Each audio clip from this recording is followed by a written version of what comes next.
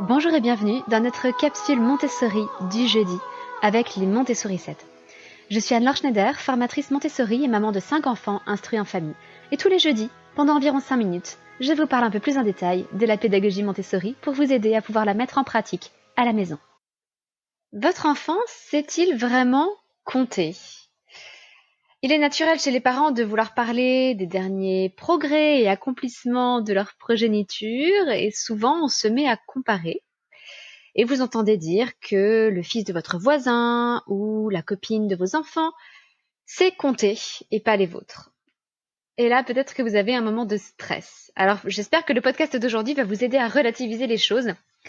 Et j'en profite juste rapidement pour remercier grandement Anne-Sophie Jacques qui a laissé ce gentil message sur Apple Podcast. Merci Anne-Laure, un grand merci à Anne-Laure pour ces podcasts très intéressants et très agréables à écouter. Ils sont très riches et pleins de bons conseils pour débuter ma vie de jeune maman. Je les conseille vivement les yeux fermés. Ça fait très plaisir d'entendre une jeune maman comme ça. Merci beaucoup Anne-Sophie. J'espère que la suite de ces podcasts te plaira tout autant. Alors revenons-en maintenant à cette question de savoir compter. Peut-être que certains parents vont vous dire que leur fils compte jusqu'à 30, alors que votre petit bout de chou, lui, arrive péniblement à 10 à peine. Et peut-être que vous commencez à vous sentir mal, en particulier si vous pratiquez l'instruction en famille. Car lorsque vous pratiquez l'instruction en famille, vous devenez de fait la responsable de l'éducation de votre enfant. Et aux yeux de la société en général, vous devenez la responsable des accomplissements de votre enfant et de ce qu'il est capable ou non de faire.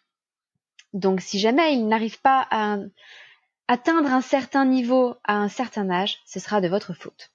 Et bien entendu, en tant que maman, de toute façon, vous voulez assurer le meilleur pour votre enfant et donc vous risquez de vous sentir coupable si vous avez l'impression qu'à cause de vous, il n'est pas en train de progresser suffisamment.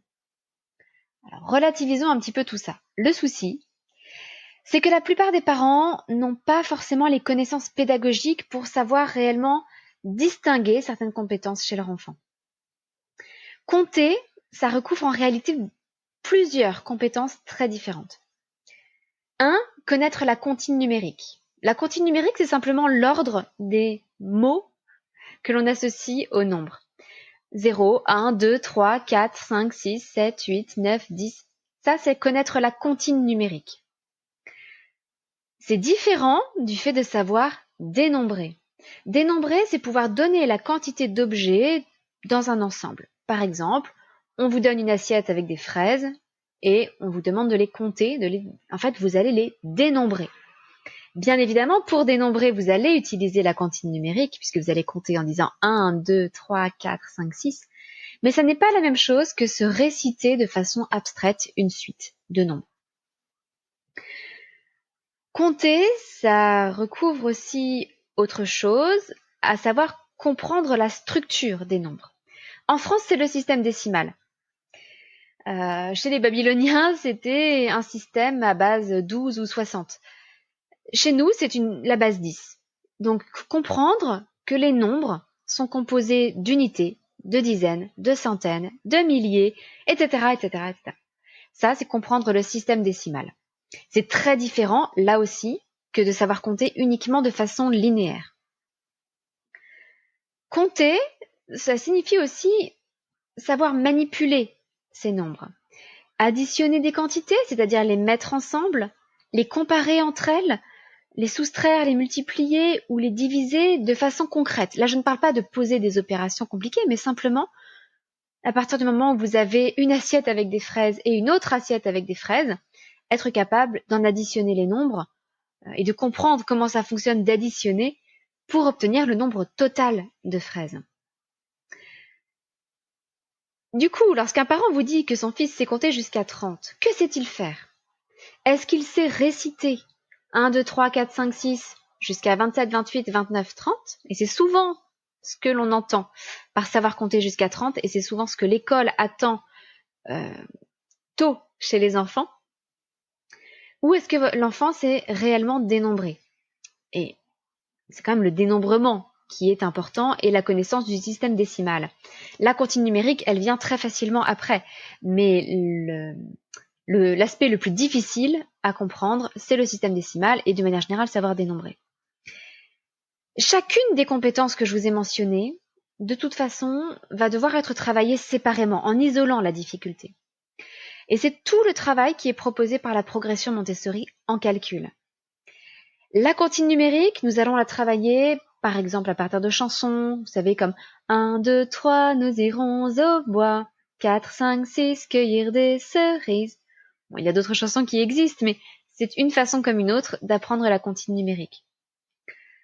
Le dénombrement, lui, va être travaillé dans la pédagogie Montessori à travers le travail des fuseaux, par exemple, ou celui des barres rouges et bleues, qui est le premier matériel que l'on va aborder en calcul dans la progression Montessori. Le système décimal, on le travaille avec le matériel des perles dorées. On peut aussi l'appeler le jeu de la banque. Les symboles qui représentent les chiffres, eux seront également travaillés à part avec des chiffres rugueux avant d'associer les symboles aux quantités et donc de relier toutes ces informations qui auront été travaillées individuellement et séparément. Alors, ne stressez surtout pas si votre enfant ou si vous avez l'impression que votre enfant est en retard par rapport à d'autres enfants. Chaque enfant avance à son rythme. Ça, je tiens à insister là-dessus. Chaque enfant avance à son rythme. Et peut-être que votre enfant est en train de développer beaucoup d'autres compétences, très importantes elles aussi, et qu'il en viendra à ses compétences de calcul un tout petit peu plus tard. Donc, surtout pas d'inquiétude, surtout avant 6 ans. C'est encore le cas après, mais avant 6 ans, les enfants suivent un rythme de développement et une progression totalement différents les uns des autres. Ils font les choses dans le désordre, tous, et ça n'a aucune importance. Après 6 ans, les choses commencent à se régulariser un peu plus, mais bon, ça se maintient quand même. Mais avant 6 ans, les différences sont radicales d'un enfant à l'autre, et ça ne préjuge en rien de son intelligence, ni de son travail, ni de ses compétences, ni de votre travail en tant que maman éducatrice si vous pratiquez l'instruction en famille. Donc, détendez-vous, chaque enfant apprend à son rythme. Mais deuxièmement, peut-être aussi que le fameux copain qui sait compter, en fait, ne connaît que la comptine numérique. Et peut-être qu'il est absolument incapable de dénombrer. Ça serait donc un peu dommage de vous mettre la pression et de vous inquiéter sans véritable raison derrière. Alors, si vous êtes intéressé par l'apprentissage du calcul, du dénombrement, de l'addition, de la soustraction, du système décimal, etc., en suivant la pédagogie Montessori, sachez que je vais très prochainement ouvrir ma formation calcul 3-6 ans Montessori. Alors, comme pour ma formation langage, elle s'appelle calcul 3-6 ans. En fait, si votre enfant ne connaît pas encore le système décimal ou ne sait pas encore additionner et soustraire jusqu'à des nombres à 4 chiffres, c'est la formation qui est pour vous, même si votre enfant est un peu plus grand. C'est simplement que dans la pédagogie Montessori, on profite de la période sensible des enfants pour aborder tout cela plutôt entre 3 et 6 ans. Donc cette formation va très bientôt sortir. Je vous préviendrai bien sûr sur le podcast quand elle le sera. Et n'hésitez pas à vous abonner à ma liste de diffusion en rejoignant le Terrier des Montessori 7. Vous avez le lien dans la description de cette vidéo pour être tenu, informé de l'ouverture de cette formation. Voilà, c'est le moment idéal, encore une fois, pour se former pendant l'été, de façon à être fin prête pour la rentrée. Je vous souhaite une excellente journée et je vous donne rendez-vous la semaine prochaine pour notre prochaine capsule parentalité. Bonne journée à toutes, votre petite sourisette, Anne-Laure.